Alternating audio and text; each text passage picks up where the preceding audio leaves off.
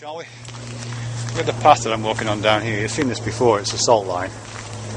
I'll just use railway line. That's it looking towards Stoke-on-Trent from the Poetics. And that's it looking the other way towards Middlewich. I'm walking in this direction, I've just been up there. And what I'm just noticing is how the path just curves gently to the left like that. See that? It curves gently to the left. I'm sure there's a good reason for that. You know, it's a railway line, so normally they build them straight, I would guess. So I presume they put a bit of a curve on it because there may be, I don't know, a feature of the landscape they wanted to get around, or maybe some buildings, or I don't know, something that they needed to curve around. But quite often paths are curved like that anyway. You know, even those desire paths I've talked about before, desire lines, the lines that are made by the passage of many feet, optimally trying to find a way between one building and another, or one site and another, one location and another. You know, those paths, which you would think, given that they're driven by, you know, the fundamentals of human desire to get from A to B, not by any kind of planning or visionary desire for an aesthetic sweep, you'd think those lines would be straight, but quite often they're not. Quite often those lines do this too. They curve. They're more like a swerve, like what's sometimes called a clinamen. I can't remember where I've heard the word. Have you ever heard the word clinamen? C-L-I-N-A-M-E-N, or maybe C-L-I-N-E-M-A-N. I'll look it up. Clinamen, which means swerve or curve. Swerve. I came across it in relation to pataphysics. Pataphysics is that Jarry French artist, I guess, theoretician, nutcase. Great ideas he came up with, didn't he? He invented this thing, pataphysics, a kind of imaginary science of exceptions. It's really a great idea. But Klineman features in that as swerves. Klineman, I think, is also the same route as incline. The Yamikaiba 123. If you watch this, you talk about inclines, or you talk about being inclined to do something. I think you were talking about it in relation to properties of subatomic particles, that these things are inclined to do something. Is that right? Inclined. Maybe that wasn't the word, but that idea of being inclined, of having a tendency to do something, I think it must come from the same kind of root, mustn't it? You know, because incline means doing this, isn't it? Doing that, being on an incline, or being on a slope where you're kind of forced to do that, like when you're scree running. That's what incline is, and that's what being inclined is. It's having a direction that you're most likely to fall in. Now, if you're leaning, if you're inclined in a certain direction, you're most likely to fall that way. If you're on an incline, on a slope, and let yourself go, you're most likely to hit the bottom of that slope at some point, falling by dint of gravity. So there's something about the incline as giving a kind of physical embodiment of tendencies, you know. And I think there must be the same. I think there must be a connection there between inclines and swerves. The swerve of a path. Because, as I say, desire lines quite often aren't straight. But why would they be curved? I think it's because paths, walking paths, as opposed to roads, driving paths or railway lines even, are not really about shortest distance, are they? They're about optimal resource usage, optimal passage of one body through space, and that's different because a body walking is different to a car driving or a train going on rails. You know, it's doing certain things. It's got a rhythm. It's got sways, and it's got kind of, you know, all this kind of sweeps and things that are going on, and it's got a history of that passing through it, momentum and inertia.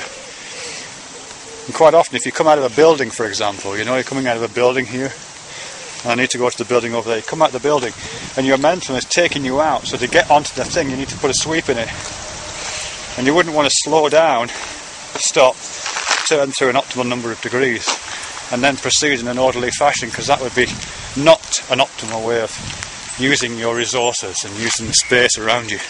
No, you would sweep into it. You would do a swerve, and everybody's doing this, you know, because everybody's body is following the same little choreography out of the room, out of the building, onto the grass, across the grass to the next place, preparing themselves to enter the building across. You know, not stopping outside the door, executing a 90-degree turn, going in, like in video games, you know, what you don't do is run up to the door and then pivot your character and then go in. You swerve in. Same thing applies, you know, as you approach the end of this little path that you've walked, you don't stop doing the 90 degrees. No, you may even go out a little bit and do the swerve to go in, you know, turning your hips through that circle before you go in.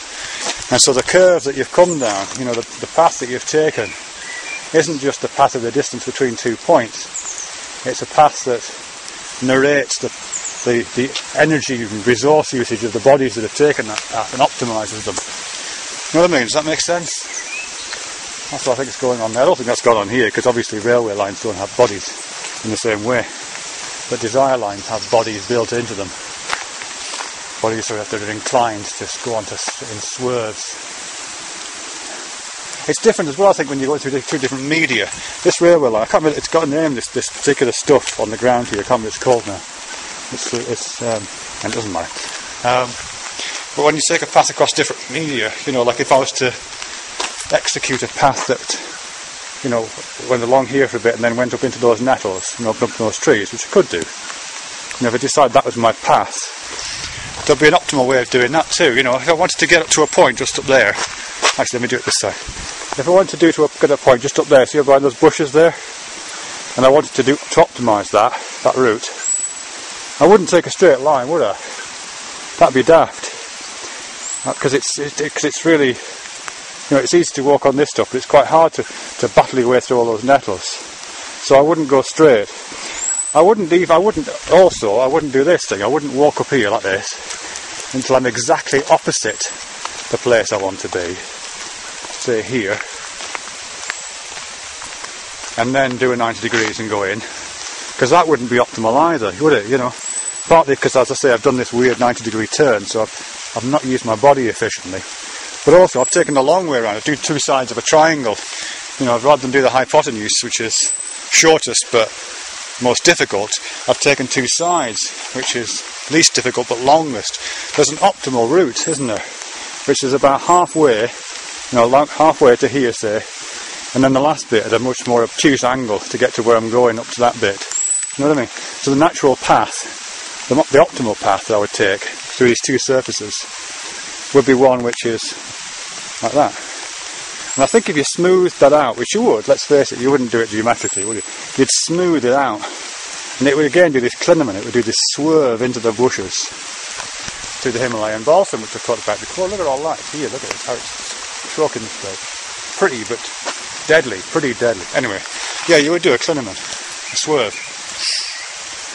That's the same, I'm pretty sure I'm right in saying this, I'll have to check when I get on, but I'm pretty sure that the mass of that clinamen that I just described along the path into the Himalayan balsam, I think that's the same as the path that lifeguards are told to take when they're saving someone. You know, if you're a lifeguard and you're on the beach, and then a bit further down the beach, say a couple hundred yards down the beach, someone's drowning in the water.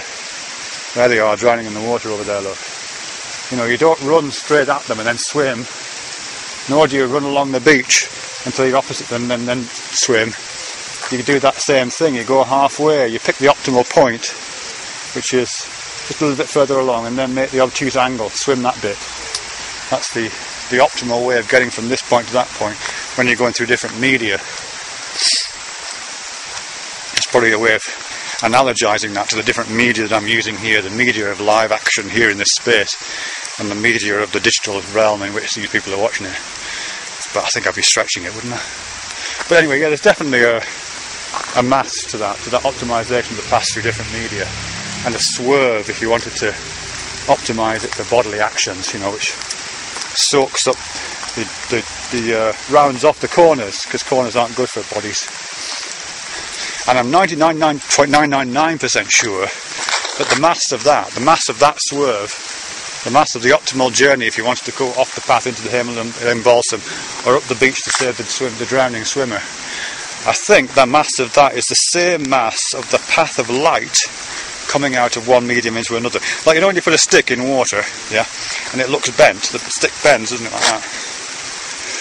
I think that angle is following the same mathematical principles that the optimal path that the lifeguard would take, or the optimal Himalayan balsam path would be. You know, I think it's the same mass that govern that. It's almost as if it doesn't make sense. It's almost as if the light that's being reflected off the stick, in one case just through the air, in the other case through the water, and into your eye, so you can see it. It's almost as if the light is choosing the optimal path. You know, it's choosing the shortest path, the least resource. There's a name for this, isn't it? It's called the law of least action, is it? Law of conservation? I don't know. I'll find out anyway. But again, that's a path. The path of light, even, you know, seems to follow that. So I don't know, it's interesting to me that the path that we take, the path that I'm taking when I'm walking, and the path that all of us take when we construct these desire lines and desire paths, and the paths that lifeguards take when they don't so much walk, they kind of run and swim like that. That path is inclined to be a clinamen, following the maths of refraction and the maths of optimization, one foot in front of the other. I wonder a railway arch. Hello? Hello?